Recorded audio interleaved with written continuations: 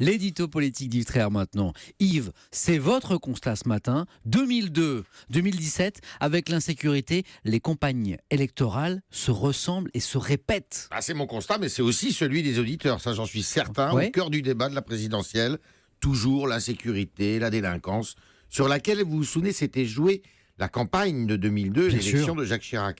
L'agression de 4 policiers dans l'Essonne samedi montre que rien n'a changé en 15 ans. Les mots sont les mêmes d'ailleurs. Territoire perdu de la République, zone de non-droit, autorité de l'État bafouée, quartier sensible, manque de moyens des policiers, justice défaillante.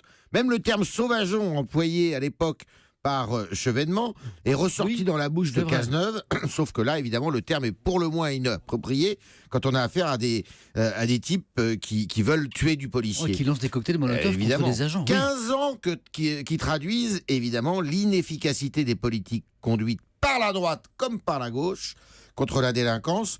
Et tous les ans, le nombre de policiers blessés en service qui augmente. 4361 en 2007, 5630 en 2012, 5736 en 2015 et beaucoup plus d'après les services cette année. Donc Yves, ça s'est même aggravé.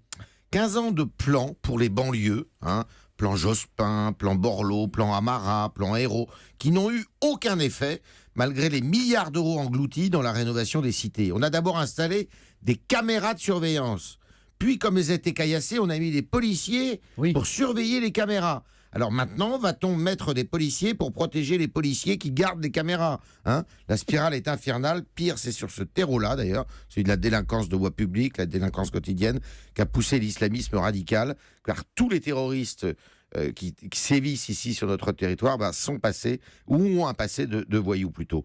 La réponse est dans une reprise en main de l'éducation, une fermeté plus grande de la justice, une intégration plus exigeante.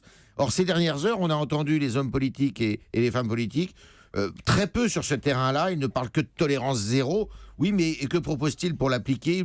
Plus de moyens, disent-ils. Or, ce n'est pas une question de moyens, mais c'est une question de choc culturel qu'il faut opérer. Yves, votre conclusion ? Eh bien, même mot, même conséquence. Uh-huh. Jean-Marie Le Pen était qualifié pour le deuxième tour de 2002 et ce sera vraisemblablement sa fille Marine en 2017. Mais le score changera parce que elle fera beaucoup plus que les 22% de son père en finale. Vous avez un pronostic ? Ça pourrait être le double, voire plus. Plus de 44%. Donc bougez-vous, mais bougez-vous. Donc.